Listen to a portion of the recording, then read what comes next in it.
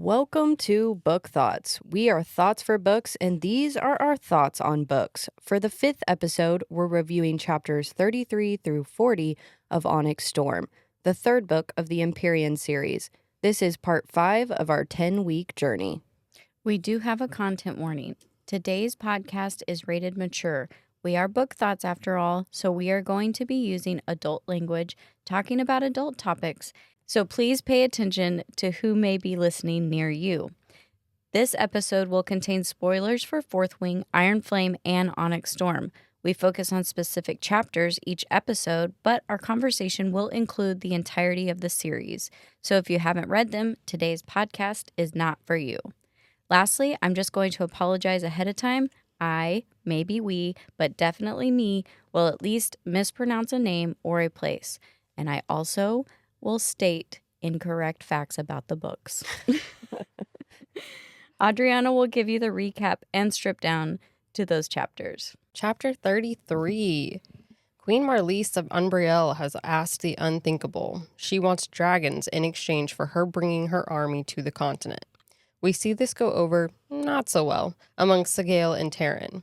The queen asks for 12 dragon eggs. 2 of each breed, since fully grown dragons have become too headstrong and arrogant. This is exactly what Asher predicted in the second Crovelin uprising. They weren't just looking for Feathertails because of their gift. They wanted them because they thought they would be malleable. Violet bites back with a reminder that if you want to be a rider, the quadrant accepts those who cross the parapet. Dragons choose their riders, not the other way around. She tells the queen, we don't trade in dragons. Disappointingly, Marlice just tells them that when they are desperate, they may change their minds. From what she knows of the dragons, they are dedicated to protecting their own. She leaves with, perhaps a dozen eggs aren't such a bad price for saving the rest of them.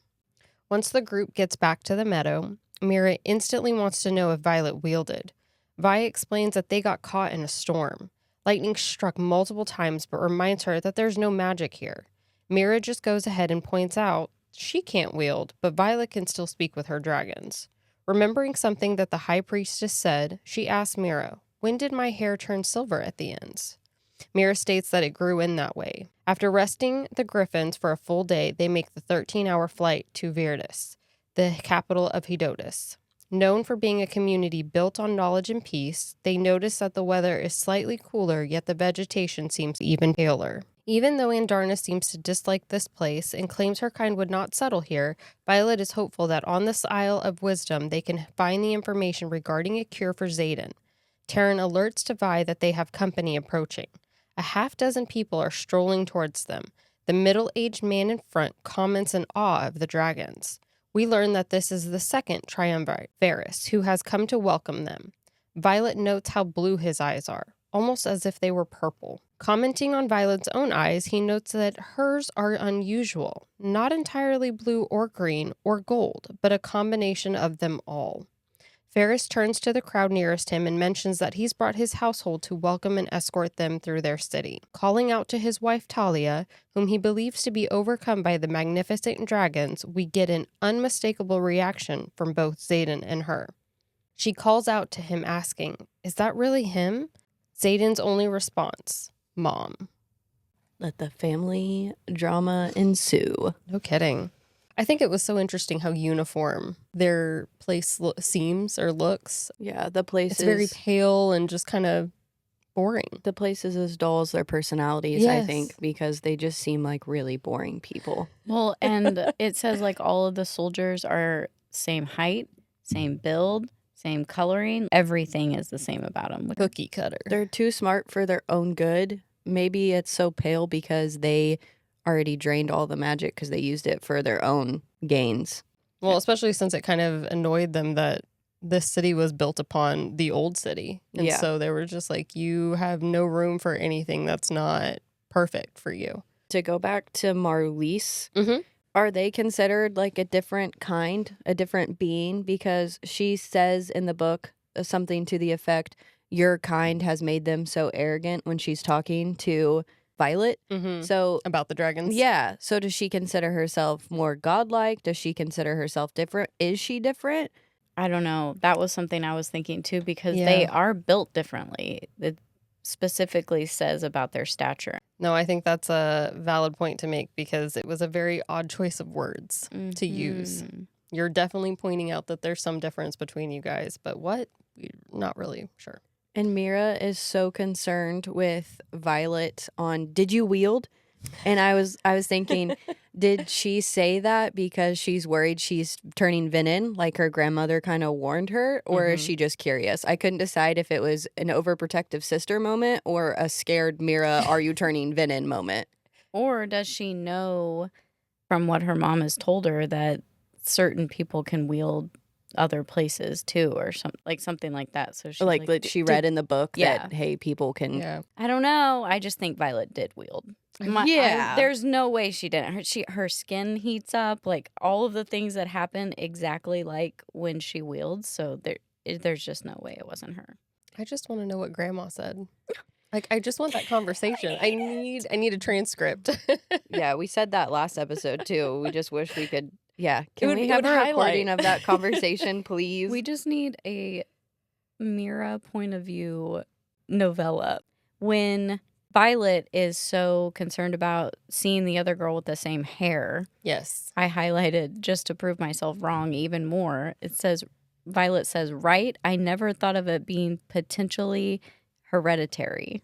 You know, Mama probably didn't have any silver in her hair. What Jenna is calling back to is last episode we talked about how we think Lilith, Mama, could potentially be from Dune, which I still think that that's possible. I do too. But one of the reasons was the silver hair, which there is absolutely no mention of silver hair. And it even talks about how Mira looks like Lilith and Mira does not have silver hair. We also, like the first episode, talked about how they talked about dyeing their hair. Mm-hmm. Yeah. That's not in here at all. She says, do you dye your hair also? Yeah. And she goes, what? No, my hair's naturally like this. Oh, I thought there was like a whole when we were talking about it, I thought there was like a whole section. They're all going to the hair salon, getting their hair done. That's with Imogen, which we haven't talked about in a while either. That Imogen does dye her hair pink, and why does she do that? Yes. We don't know. Yeah, I just wanted to say there's more proof that I was wrong. I thought Mama Sorrengail had a strip of silver in her hair like Violet, and that's why she was so recognizable as her daughter, but The only other thing I want to talk about is Auric. There's like a part where they're all talking, and the quote is, being trained from birth doesn't make you any more qualified to lead, basically is what they're saying. So I just highlighted, is crazy made or born? He seems pretty normal and would be a great leader. And then his brother, Halden, is absolutely insane, and he's probably going to be a horrible leader, but they both had the same training. And the reason this was brought up is because they were talking about they elect their own leaders. Like, what do you mean they elect their own leaders? How could you be a great leader if you weren't brought up in the environment to be a leader? Kind of goes back to the age-old debate. That's when he's like, well, are you excited for Halden to be king? And they're like, ugh. No. I feel like in the next couple chapters, he even talks about that too, when he's talking about how he was like raised for, you know, diplomacy, but at the same time, he's not looking to be an heir. He's not looking for, you know, those relations. He's just here to fight the war and save the people he cares about. Chapter 34. Talia desperately wants to talk with Xaden. However, he seems to want nothing to do with her. While bringing them a tray of figs and hoping to glimpse her son, Talia asks Violet if maybe they could have dinner together. She promises to bring the triumvirates to get them their meeting that they are seeking. In return, she has dinner and a conversation with her son. Violet promises to ask him. While trying to comfort Xaden, Violet learns that his mother left him on his 10th birthday, fulfilling her part of the contract never to be seen from again. Kat and Trager are seen holding hands. Finally. Segale is still pacing nearby. They notice two young boys who are near her and just staring up in awe as she flies away. Luckily, she didn't decide to roast Xaden for his comment.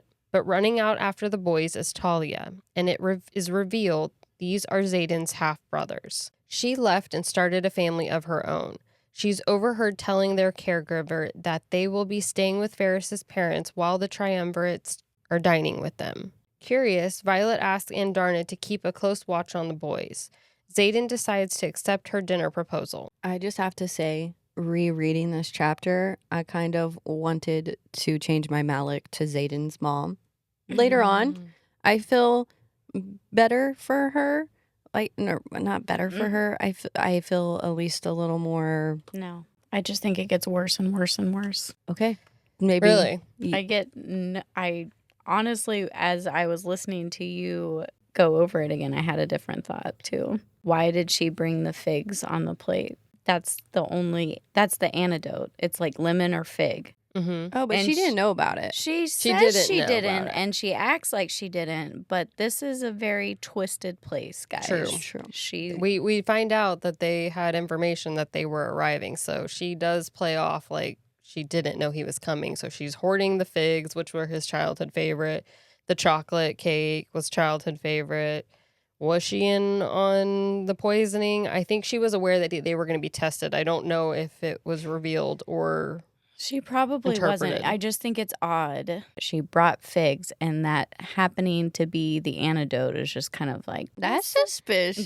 Don't be suspicious. Well, don't be. We talk about a real mother figure, Sigel. I love that she's just pacing back and forth on the beach because she's so worried about Xaden. They talk about how she wants to roast the mother basically on sight. Yep. Like, that's his real mama out there. I love how protective she is and how Taryn's like, I'm just going to step out of this one. Like, I know my place. If y'all want to be roasted, go for it. But if you want to try to talk to her, go ahead. She's in full mama bear mode Oh, for yes. Xaden. And that's very cool for Xaden that he still gets that. Even though he's turned Venin, he still gets to experience the motherly bond with Sigel. I feel like this is the first moment where you realize, okay, Sigel's mad at him, but she's not over him. Because I know when people started this book or before it was out, people were really worried that she would sever the bond. I guess the only way to do that would be kill him, basically. But people were really worried about that bond between Xaden and Sigel. So I think this just shows there's still one there. She still cares about him. I think there has to be a way to sever it without killing him because I think Naolan is still alive. I think he's Berwyn. It's possible. And I still think that's why he's trying to get to Brennan. Which dragon is Naolan's? Naolan was Tarn's. I get all of the bad guys confused, except Theo. Theo I got down. We haven't seen Naolan at all. Supposedly he died. He ain't dead. He burned out. He did the Remember, burnout. we need the death certificate, time, date, place of burial, We or need burning. all the receipts. No, I know. All the receipts. That's all I'm saying is I think there has to be a way to sever the bond. Yes. And that's what almost killed Tarn. Do you feel like Xaden made the right choice accepting that dinner? I mean, I empathize with where he's at emotionally with seeing his mom, and that's really difficult to even accept a conversation with her. But at the same time, He has to have the dinner for the testing anyway. So it's two birds, one stone, and he just does it. Even though he doesn't really have any questions he wants to ask, or he does, he just can't bring himself to do it kind of thing. It shows his strength because he realizes he's got to put the mission first. If it was truly just solely emotional, do I think that he should have met with her? I don't know. I can't say. I haven't ever been put in that spot with a parent. And that is just such a personal decision. And sometimes you got to cut off relationships completely to protect yourself. So if he would have been like, I'm not meeting with her, screw this island, I'd be like, good job, Xaden. yeah. But even him meeting it, good job, Xaden. It sounds like Violet tried to make that clear, too, of her support behind it. She was like, I'm not the best one to give you advice on this. Yeah. I lost my mother. I would do anything for those 15 minutes. But this is a whole different situation. And I think at least having that conversation is what kind of helped him understand that this is bigger than him, and then seeing that he has half brothers. I feel like that was this hurts, but am I ever going to know this side of my family? I love that conversation between him and Violet. He's kind of being sassy. He's obviously in pain and taking that out on her a little bit because she has to be like, because my mother's dead. That's why I'm not good to go talk to. He just does like what everybody else does and gets caught in their own. No, mind. I'm not jumping on him at all. I'm just saying I liked that conversation because he says, you already hold my soul and now you want my pain. And she's like, yeah, I want your pain. That's what I'm here for. But also, if she already holds his soul, she's the cure, right? How can he lose his soul if someone else holds it? It says it several times in this chapter. And the first time I completely missed it. But this time I was like, wow, that's a lot of referencing for souls right there. Mm-hmm.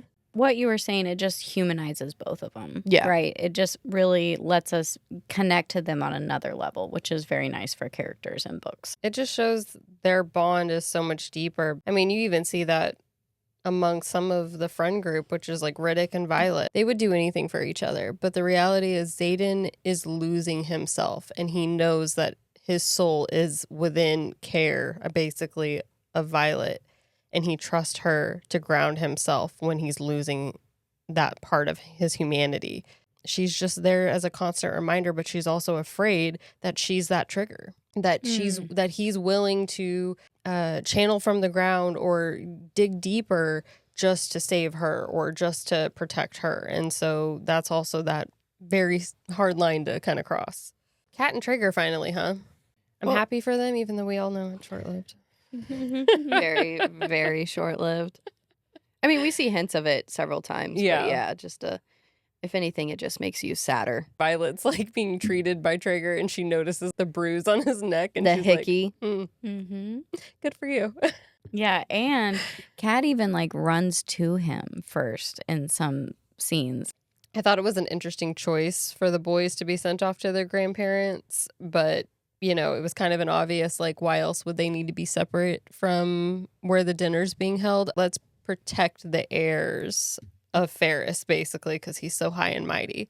Why did they keep it secret from the writers? And Xaden, especially if he has half brothers, why not introduce him? Why you want to have all this conversation with him, mom, whatever, I don't even remember, Talia? She doesn't deserve a name. You want to like him to open up and be real with you, but you're not even going to show him your other side that you kept hidden. That was going to be my question. Are they the heirs? Because they're an elected government body. I just meant like his heirs. Yeah. I didn't know if you were meaning like, are they the heirs? Because they said something about they do have elections and they are obviously interested in people getting married, that they talk about it later at the dinner, that are from different bloodlines. So they obviously care about that, but then they still elect. It just don't make no sense. They're creating the best possible candidate for election. I thought it was weird that nobody even ever tells them. Had they not overheard what happened, they wouldn't know about the boys. And she never looks up at that scene either. So it's kind of like, do you know that they're up there? I mean, I highly doubt you don't know that they're watching from the balcony or whatever they're sitting on. The fact that it makes note of her saying that she doesn't look up makes me think, did she do that on purpose? Did she want Xaden to know that he had brothers? I kind of feel like she did. I mean, otherwise I don't think it would have been mentioned, let alone she's so desperate to have that conversation with him, but knowing that he hasn't extended himself to her, she's kind of like, well, here's a little piece of information. Yeah.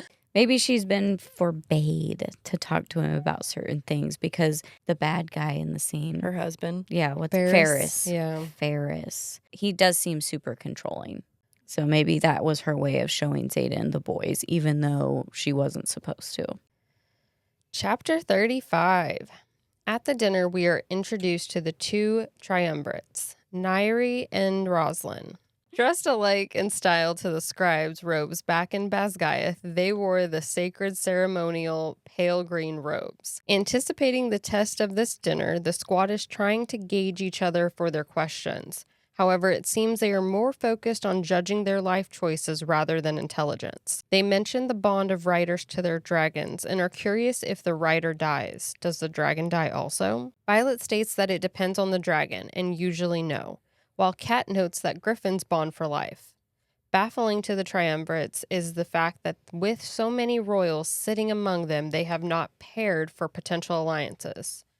To secure heirs, they could unite their kingdoms. Points go to Cat, Mira, Xaden, and Auric this round. Pushing back, Cat and Xaden choose their own path rather than the betrothal. Auric reminds him that his brother will most likely be a horrible king.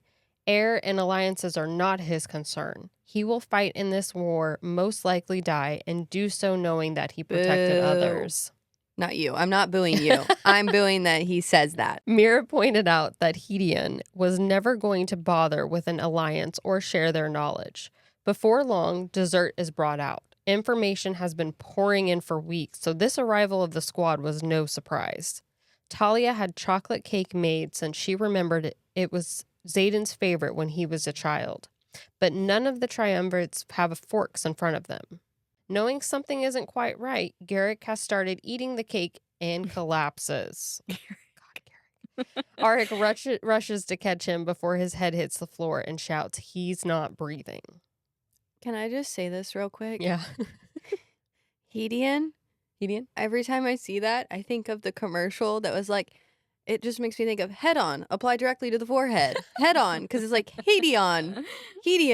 I don't know. Head on, apply directly to the forehead. Not sponsored by Head On. Yeah. That's hilarious. Do you remember those commercials? Yes. That commercial would pop on at 3 a.m. on a sleepover when someone left the TV on, and it'd be like, head on, apply directly to the forehead. Head on, apply directly to the forehead. It said it that many times. Yeah. It did. It did. repeated Yeah. forever. I did the commercial for them. I just had to laugh at how Garrick is just immediately paying no attention to anything going on around him, just digging into the cake and be like, oh, it tastes just like home. Yeah. Well, and in his defense, he's like, they said you can go ahead. It's I know. Pay attention, Garrick. Read the room. We love him. Arik points out that he is not interested in making alliances or heirs. He will fight in this war, most likely die, and do so knowing that he protected others. Please tell me this is not foreshadowing his death in this war, even though I know we will be losing characters. Can it be Halden instead? I wish it was. That would going to be. That would make things too easy. Yeah, I don't want him to have to pick up the throne just because it's obviously what he doesn't want. But Xaden even points it out later. Those who do best in that role of leadership, they never wanted it, to begin with. And I feel like Arik shows that at every turn of events that he's more knowledgeable about the kingdoms, that he is trying to fight for the future of the people versus just letting the Venom take over. It's just, it hurts me. I'm hoping that it's almost Rebecca setting us up to think that he's gonna die because he can foresee the future to some extent. Mm-hmm. But just like Melgren's visions of battles, the outcome can change based off preparing for it. Right. Maybe Arik is one of the survivors by the end of this series because they need a good leader. I don't think anybody survives, Emily. The beginning. You're going to be the negative one today? The beginning of the book says everything's been preserved. We commend their souls to Maybe Malik. we're reading this book years and years after they've had a happy life. Written by Justinian. Transcribed by Chan. It could still be written by her, but we're still reading it centuries later. No. That little thing, that little excerpt at the beginning is signed Jessinia. No, I agree. Yes, but I'm okay. saying what if we're just reading it centuries later? I mean, possibly. I'm trying to be positive. I know. One thing I wanted to say about the whole dinner situation and them trying to push marriages for alliances, what I don't think these Hedian worshiping wisdom people understand is that alliances have already been formed. Even if these royals take seats or whatever you want to call them on their scenarium and stuff like that, they've already been allied. This quest squad has aligned them. They don't need marriages. They don't need that. They don't need tie. marriages because they have friendships. Yeah, they have friendships and they have trauma bonding. Well, and it's which is stronger than a friendship. The best kind of bonds. It's like you mentioned earlier too. I feel like how they are using these marriage contracts to produce the best outcome for the future role or whatever. So I feel like that's all they can see. They don't care about relationships that can work together that the quest squad has formed among all the kingdoms and territories they come from. So to them, it's just a bloodline of choice that they want. A pure bloodline. Yeah. It's annoying. It's very annoying. And Mira being the wisest at the table was very fun for me. I love her. Yeah. I wanted, in that moment, I just wanted to kiss you. You're so good. I liked that. You did like a perfect little kissing noise. You went, mwah, I just want to kiss her. Violet anticipated having to prove her knowledge at this dinner. Instead, we had the squad defending their choices for this war. Did anything stick out to you that we haven't mentioned already?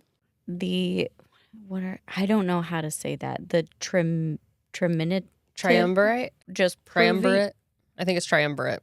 Okay. Them Mm-hmm. proving that they're unwise while they're trying to test the wisdom of others. I would not do well in their community. I'm trying to think. They're probably my least favorite Isle because I think the lucky ones are the god of luck there. I just think they're crazy. But I think that these people are just evil. Like if you were to say, what Isle do you think defines evil the best? I would give them this Isle. What Isle is more likely to take side with the Venin? This Isle. one. Yes. Yeah. If they haven't already. Because... And that's why they're drained of color. Oh, and when Violet's like, wait, I don't know. No, we haven't gotten there, but I'll say it anyways. It's when Violet is like, don't you understand? This island might be drained of all its magic, but you're not. Yes, that was Magic's good. in here. Yeah. Magic's in the heart. That was really deep, Emily. Yeah, I'm sorry. I had to flip a switch there. Head on, apply directly to the forehead. I'm trying to find the excerpt before the chapter where Asher is basically writing of his journey there, and he's basically warning. He's like, this place is messed up. And it does talk about how their uniforms are like the scribes, Yes. except with their hoods off. Yeah. And if you think Venin are hiding among you, would you not say, hey, we're going to put a new policy in the scribe quadrant? You can't wear your hood up. It's going to make finding the Venin easier. We need Take to the know hood who off. you are. Yeah. And what does the hood look like? I don't like their get up. It drives me nuts. Sometimes I'm like, you guys, you kind of do this to yourself, you know? Yeah. Am I kind of rooting for the Venin? Do they deserve to die? I mean, at the same time, we still don't know if they're really the bad guys. No. Like, what if they're trying to not actually like get rid of life and the earth itself, but also like kind of how balance is required. Maybe they need to do that. Maybe they need to drain all of magic for it to like fully come back. It has been the experience of my lifetime to spend these months with others who value knowledge just as reverently as I do. But though their intelligence and their wisdom inspire me, their artifice terrifies me. Yeah. Helios, Isle of Hedion by Captain Asher Sorengale. Okay, it's the next one where after Ferris is like confronting her about the antidote and he notices her eyes again and she's like, you're Asher Daxton's girl. And she, Daxton? And your silver hair, you must be Lilith's girl. We're all wrong. No, you're right. No, They I do liked say that. And then she's like, and I'm not the only I'm one not the only here. one. Yeah. And then Mira busts through. She is so sassy, but her as an older sister is perfect. Chapter 36. Rushing to save Garrick, Violet threatens Ferris. Her antidote for whatever they poison the cake with. Ferris refuses to budge, so Violet assures him that she also put something in the tea. Nairi starts vomiting and Xaden is yelling for Vi to do something quickly. She rushes to the kitchen with Riddick and finds the cook with blue fingernails trying to use a kitchen knife on her. Blue fingernail beds. She thinks she knows what they're used in the cake, but before she can tell him, they whirl around to find the cook was able to lodge the large knife into Riddick's side. Violet noted the blue on the cook's fingers when she went to give the airmint to Talia. Good thing she was prepared to use the tea to her advantage, is one thing I noted in this, because you just see him wiping his hands with that towel, and she kind of thinks it's the like blue edge towel. She doesn't really see that it's something caked on there and that he's trying to scrub. Did Talia know in that moment that they were putting that in? I am of the opinion that she just did not know. I think she is almost clueless. Maybe she grew up in this society where they obviously think, to me, like servants and other people are inferior. So maybe she just grew up and just follows along to whatever her husband has to say. You think she's choosing ignorance? Yes. Which makes me dislike Angrier. her even more. might become Her your Malik. reaction definitely seemed genuine when Yes. Garrett Yeah. collapsed. But so did Because it she's when like, they. you almost poisoned my son? Yeah. So did it when they landed, and she's like, Xaden, is True. that you? True.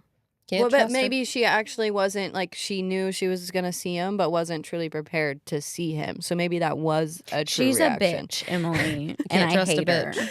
Can't trust a bitch. I'm trying to find the good within thinking that maybe she didn't have a choice in the life that she was given at all. Yeah, that's true. Yeah. But I mean, later on, Xaden does make the point when she's like, I did the right thing. And he's like, for you. Yeah. You could have stayed and tried to be with me. And she's like, well, I would have ended up dead. Okay. But he Seems would've like had a him- better But option you than would have now. stayed with me. Like, Yeah. you would have chosen your son. So Well, now she has 2 more, so. yeah, bitch. She made more.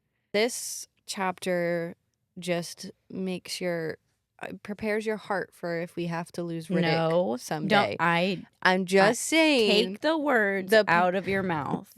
Take the words out of your damn mouth. I know. Don't I will even say fight that. anybody on Arik, Garrick, and Riddick right now of dying. I'm like, don't you even... I know it might happen, but I just stop. I think we're gonna have a new love for Bodhi in the next book as well. You think he's gonna be in I it think more? he's That gonna would be rise up. nice. Unless he's been in. Well, I Is he mean, one of... maybe he's- we he's love one of the Venom. options. Yeah, he's one of the missing ones, isn't he? Yeah. Maybe we love Venom though. But so we is love Garrett. Xaden. Go Venom. I thought... Boo humans and dragons. Red vines for life. I reached out to Red Vines. Red Vines? Red Vines, the licorice? Oh, really? Yeah, because I was like, how funny would that be on the final episode to say that we're sponsored by Red Vines? Red Vines, like what the Venom show, and just kind of something like that. How'd that go? They haven't Did they respond? responded, not yet. They Darn. don't. I'll Nobody call 'em. likes us. Chapter Mm-hmm. 37. Asshole! Riddick shouts. He plows his fist into the cook's face. I have 4 uniforms, but only 1 fucking flight jacket. And I hate sewing. I think we can all say we were relieved there. Moving on. Dane retrieved her father's field guide on Hedotus and handed her the book. She's able to find Zacchia berries, poisonous when allowed to ferment but treatable with fig or lime to the back of the throat within 1 hour. Thank you, Asher. Violet leaves Ferris no choice but to let them leave peacefully. She reveals that her Irid dragon is watching his boys through their grandparents' window, and if he wants the antidote, he is going to form an alliance with them. Violet and her squad leave without a second glance back. They fly toward Zelna. They find people waving on the white sand beaches, as in welcoming. Vi notes the color of the green palm trees and the sparkling rivers. After 3 more waterfalls and some elevation, they land in the capital city of Zortis. People in the stands of what appear to be an amphitheater or a gate are cheering them as they land. All of a sudden, they all start to feel a wave of energy and sense there is magic here. This aisle, I think, is the perfect depiction of just crazy. Gives me the Goosies, and I think Yeah. of the Twilight Zone. Just I mean, these people just live by the seat of their pants and Yeah. leave everything to chance. which They is the make- aisle I can correlate with the most, probably. I think if I were to say I have to be one of the aisles, I'm not on the continent, I would probably be like, I'm probably this aisle. I don't know if I'd go wait in an amphitheater in the chance to maybe see Oh no, I'm not dragons choosing 18. this aisle. I just think my personality aligns with this aisle the most. Okay. Yeah. Well, for sure me. I don't plan anything. Talia seems unaware of what her husband did to the cake until it was too late. However, she was aware they were all headed their way. What are your thoughts on the 3 triumvirates? You know, the creepy purple people eaters. The purple-eyed people. Purple people eaters. That sounds like a children's book. The purple-eyed people. One-eyed, one-horn, flying purple people eater. No? What? Anybody? What's that from? What Oh is my that God. from? It's my childhood, guys. Okay. That's right. That sounded Every so familiar, episode, are we but- going to start singing childhood songs? I Because we did guess. Pan last week, and now you're Oh, singing. yeah.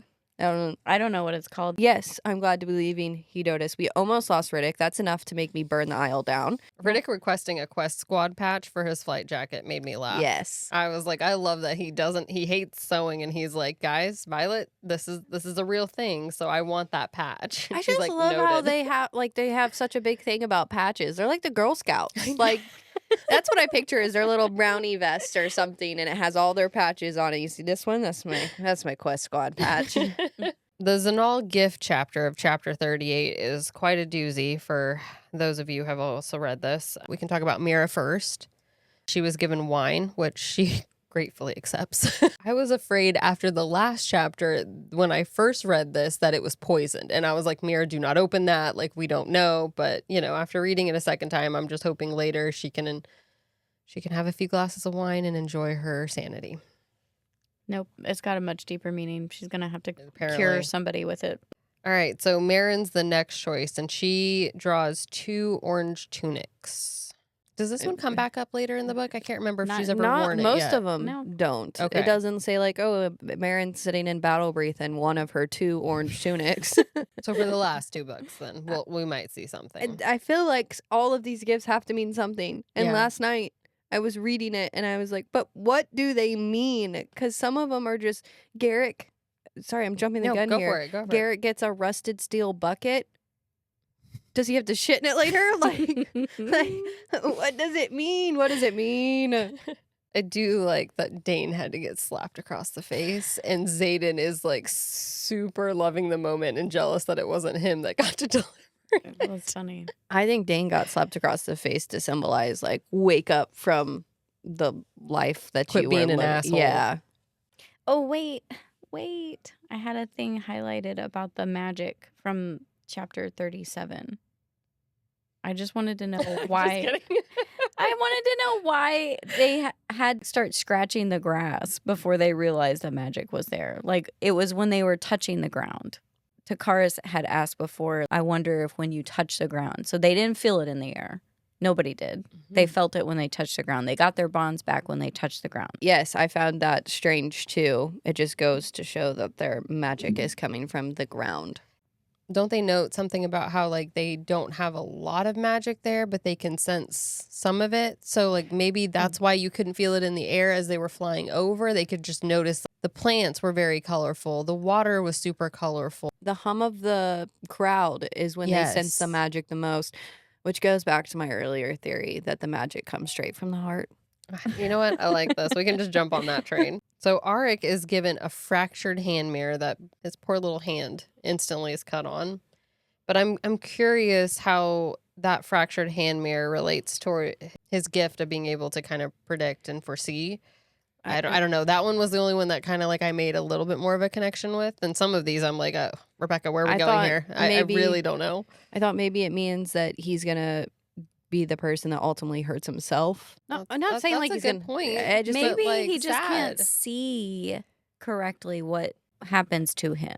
Maybe that's what it's saying. Like, don't count yourself out. Like, you don't know your own future. Or maybe we're pulling a Jenna and trying to find way deeper meaning, and they just had a fractured hand mirror sitting by. No, they had to draw a card. They had the card written. Yeah, no, but I'm saying they were like, okay, we have to 300 cards. We got to put something on this. And someone's like, I have a fractured hand mirror. We're taking cards from the audience today. Everybody pull out what's in your pockets. I do love that since we have no knowledge of this chapter, we're just totally guessing here. Xaden, he got an empty glass box the size of his foot with pewter hinges and edges. Why is it noted that there's pewter? I don't know. Why? I don't know what pewter means. It's a metal, and it looks silver in color. Yeah. Okay. Pewter. Maybe it represents how empty he is inside. Wow. Okay. That's a thought. I thought I was pretty negative like the last 2 episodes, but Jenna's taking it to a whole new level. You, the viewer at home, Have fun. don't with be that as one. depressed. Or be depressed with us. Grab a glass of wine, We're not like here to Mira, judge. and start Yeah. drinking. Yeah, we're not here to judge. Who's his pewter that keeps him together? Violet, pewter, silver. That's it. She's keeping him held Interesting. together. It all connects. It's all coming together. Violet's black compass on a dark chain, which seems to be broken. Needle doesn't point anywhere near north, but is told to use it wisely. Xaden is her north. That's all of BookTok thinks that she's her going to have to compass. use that compass to find Xaden in the next book. See, That's kind of what I think as far as like it has to do something with the venom or help her find him. It's got to be used some way. She's just not realizing that that's what it's trying to show her. Well, if we're talking about things that represent the person, like Xaden's empty glass box represents him with Violet holding him together, then her thing that guides her is Xaden, who's lost his way. That was so romantic. Oh, that was cute. But I didn't remember that that's what she put around her neck. I didn't remember she put it around her neck What either. she put around her neck? You were talking about a the necklace. Conduit. Remember, I was like, oh, it's either the conduit or something because she Yeah. has it around her neck. And I was like, that just seems like you're always going to break it too. But it's the compass. It's the compass, yeah. Riddick. Good old Riddick. He gets kissed on both cheeks. Which is just so fitting. His card was lips, I think. But will his sexual desires cover? I don't know where I'm going with that. It just, all of this is going to have so much greater meaning. I know it. Okay, so Kat gets a gold necklace with a dangling ruby the size of a thumb. I find that interesting since rubies are constantly referenced with the priestess, I think it is. Oh, she lost her love. She becomes a priest and does everything for God. I just thought it was sad that she got a piece of jewelry when her lover dies shortly after, and she'll never receive a piece of jewelry from him. Oh, He hasn't died yet. Yeah, and 2 gifts he does. 2 gifts he does. That was a terrible moment. I feel like I even cried at that, and I don't even care. You don't even like Kat, and you're like, I do like her so much more this Not based book. off the Okay, TikTok. okay. No, she can, out of those 3, no, Liam is who I picked my last. I mean, yeah. Drake gets the claw, aka broccoli, which is up here. That's broccoli. Black and white photo, sunglasses highlighted. That's actually an orange tabby. Broccoli, I picture like a cat, but it is referenced in the same way that the aisle with the other kitties, it's referenced the same. So did he get one of those cats? Is that what it is? I thought it was weird too that the card says the claw or is a picture of a Yes. claw, and I'm like, okay, are the claws we're seeing on any of the temples that have like the shields with the pictures on it? We see the claw mentioned several times, but I guess it could mean different things. Are cats the answer? Cats are in game. The crazy, mean, bald guy is actually the one that's only right. I don't know. Cortland. Yes, Cortland. Thank you. Cortland with the kitties is going to come in and destroy everything with his claws. I didn't remember how young he was until rereading that chapter and the description of him, and he's like their age. All right, Give us the last one. Poor Trager. He unfortunately gets the arrow to the heart. I don't know. That's all I have to say because it's just a sad moment for him. I thought it was weird that those were the only 2 that was like the claw and the arrow. Nobody else was like, oh, it's the compass. Maybe Right? because the only ones that matter are those last 2, broccoli and Traeger dying. Broccoli's the happy part of the negative coming after. You want the good or the bad news?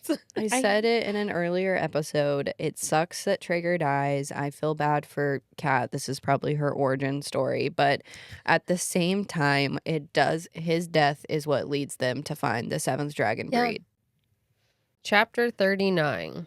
Holding back their cries and Kat screams, we watch and cry as Scylla tries to reach Traeger, but Scylla collapses just short of him. With Kira extending her wing over Scylla's body, Violet is forced to thank Xanol for the gift.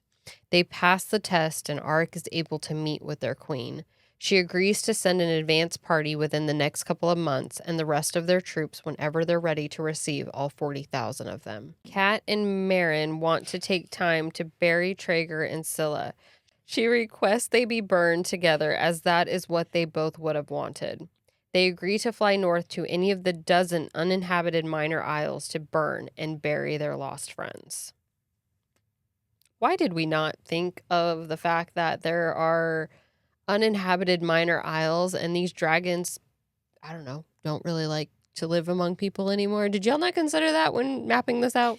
It doesn't make sense to look at it as someone searching for a lost dragon breed and look only on the isles that have people. Like, they're gonna be keeping it a secret?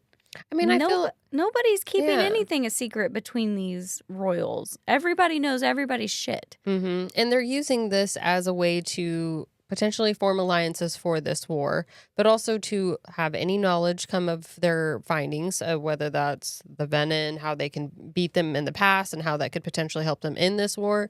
But are you just assuming that they've seen one? I don't know why their first thing isn't like, okay, we're going to send half of the group here to talk with the people and get whatever knowledge we can. And we're going to search everywhere around the areas for the dragons that we know nobody knows But they're about. also searching for a cure for Xaden. So I think that's their, why they're hitting the people first. No, I know. But Yeah. I'm just saying, if Trager hadn't been killed, do they search the Isles or not? All of the other ones, unless it's just not written and they've been doing it off scene, they haven't looked around the area. They've talked with the people and then they've left. I didn't know Terran's eyes were golden. Are all the dragon's eyes golden? I know that a lot of the dragons, when they mention their eyes, they say they're gold. We talked about last episode about gold possibly meaning God touched. Well, I also said magic. It could just be representative of magic. You're right. She keeps mentioning eye color quite a bit, along with hair color too. But I just assumed that was also to help distinguish an individual than rather just not make them somebody flat on a page. But that's true. But I do like that. Makes so much sense. I do like that she references them in an Every- important way. So it makes me want to pay attention more. I'm like, okay, so there's something significant here. Every detail matters Yes. and has meaning and Yes. something way deeper behind it. Yeah. It And has to. leave it to us to always get it wrong. Before we move on to chapter 40, I have highlighted, I hate to break it to you, but you were selected by a general among dragons. You can choose to step into leadership or he can drag you. Yes. The dragons have all the control. So did they kind of help create the world and the situation that they're living in? Possibly. There's a reason why it's reiterating the dragons are in control, not you. I think they have way more knowledge on the venom as well. Even if they did fight in previous battles, there is something significantly tethering them, but also the opposite, basically severing that, because those two dragon breeds want nothing of communication. They don't even live amongst each other. And we still don't know a lot about the venom through Violet and Xaden yet. So we're going to have Emily finish off chapter 40 for us. Chapter 40. They fly northwest at dawn. The body of Trager in Utrum. Claws and Scylla and Terrence. That wasn't even close, was it? What is it? I can't help but react. Atrum. No, I want you to react. I thought it was Utrum. Uma Thurman. All right. Chapter 40. This will be the longest chapter because we can't figure it out.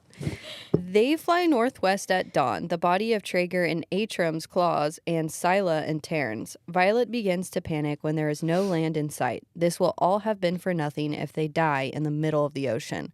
But there in the distance is a black sand beach. As they land, Violet notices that there is energy rippling through her. Magic is here. Still less than Navarre, but undoubtedly it's here.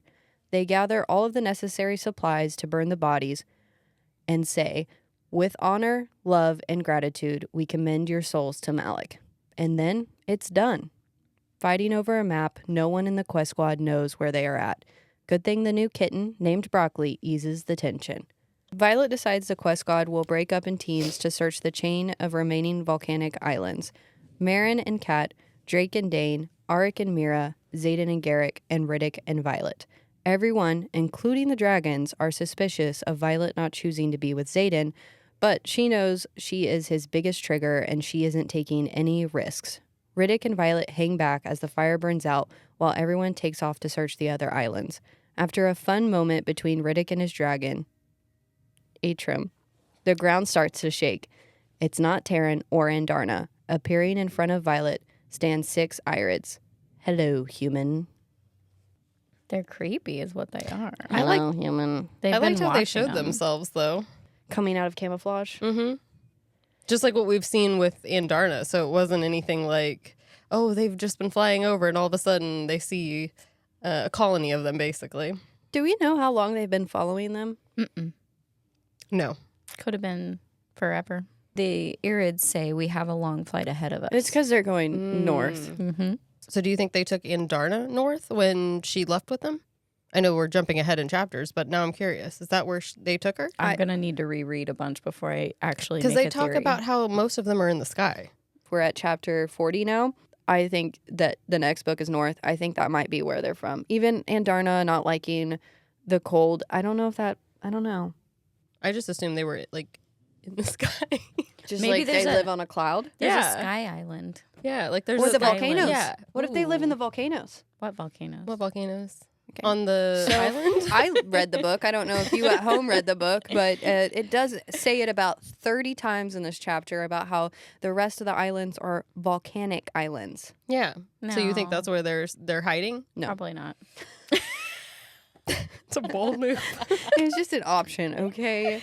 No, I All like right, it. let's just get to the questions. But what of the volcanoes? I don't have. They took out the dinosaurs. I don't really know. There's black sand. I know it emphasizes the volcanoes and the black sand, but like you kind of said, is that just description so that it's not a flat page? Is it something to just butter up the reader's experience? It's And a I think good it's- writer is what it is. Yeah, good job, Yeah. Rebecca. This might be new islands formed from volcanoes versus like what we saw with Zanal, where it was literally described as white beach sands and very palm tree like, and so something, it might be just like different regions of where they're going, but it kind of seemed like those islands weren't mapped out, so they're undiscovered, but they could also be new. Yeah. Xaden references Violet owning his soul again. So it was like the 7th time in a couple chapters. Is he getting at something? Did he ruin his soul into the wedding ring or something that he's going to give her? I don't know. But he says that she owns his soul a lot. And in this chapter, Taryn references mate again to describe the relationship of Violet and Xaden. Yeah. And I don't know if he's just using it because that's the only term that's what he's familiar with when it comes to him and Sigel. But he uses mate again. Do mates exist among the humans? Can they? Is that a thing? Maybe that's kind of what he's pointing out, is that their bond, because not only is it through Taryn and Sigel, maybe it's also showing that they have something deeper. They just don't know it in human form. They just don't have what they call as mates. But I feel like that might be something. Oh my gosh. Okay, one of you earlier said that Xaden has a mother-like figure and loving connection through Sigel. She has her missing dad and love through Taryn. That just dawned on me for a moment. Sorry, I'm sitting with They're it. like foster parents. And then Andarna Yeah. has it through both of them. Well, this actually probably will help us go into the spotlight because you said that you saw something. No, Jenna said that she saw something on social media about Rebecca saying that the dragons could be lying about their names. Ugh, that is just, Yeah. I've spiraled deep down into that. Where did that come from? She just says that what makes you think that the dragons are telling the truth about their names? I think it's also something in regards to like what names given. So like they could have multiple names, kind of like how Taryn lists all his names or yes. whatever it is, or the length of his name. Is there more to that? I think are the you known as dragons- different names? I think the dragons are lying about a lot. Well, yeah. Everything. So I didn't even think they're lying about their names because how much does that affect the fact that they're lying about where magic comes from or why they're there or choose to Well, bond people? Because one of the rules for bonding is that it can't be in the same familial line with the humans, right? So lying about their names so that they can bond family members makes sense. They want writers to fight whatever war they're trying to fight, which might be different than what the humans are trying to fight right now. This series is solidifying that I shouldn't read unfinished series because they're driving me insane. Especially when Rebecca says, what makes you think the dragons give the correct names? And then I'm like, Rebecca, why would we think they're lying? We cannot read your notes. We only have what you've published. That's it. That's all we have. She's going to pull us along for the next couple of years and drop little details like that. It is making it super fun to go through and reread, though, because I'm like noticing, oh, well, here's a hint at the dragons might be lying. Here's a hint that the dragons are probably lying. Next on the spotlight, the song Ordinary fully came out. I think we mentioned that in the first episode. But it's once again, the plot thickens. Alex Warren posted that he received like the greatest news of his life, and on the same day, Rebecca Yarros followed him. So people are thinking that they're using the song in the Fourth Wing series, or that he's going to be writing songs for is it going to be a series or a movie? I don't know. I know it's by Amazon. Amazon bought it. But either way, that's good for Alex Warren if that's true. And I think most of BookTok agrees that Ordinary is the theme song for Onyx Storm. Is that why I'm not on BookTok? Because it's not the right song. Mm-mm. Do you know what the So right you song two is? completely disagree. You want it to be like Screamo, and then Jenna, what do you think it is? Well, this is more like Violet's theme song throughout this book to me, and I've been listening to it on repeat. My daughter now knows every word to it. The Heart Wants What It Wants by Selena Gomez. I just think it screams Violet in Onyx Storm. Yes. I don't know how Selena wrote it for her, but she did.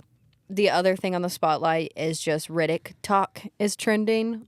It's a subheader of basically book talk, but the hashtag Riddick talk is trending, and it's basically a bunch of thirst traps because people think Riddick is a thirst trap.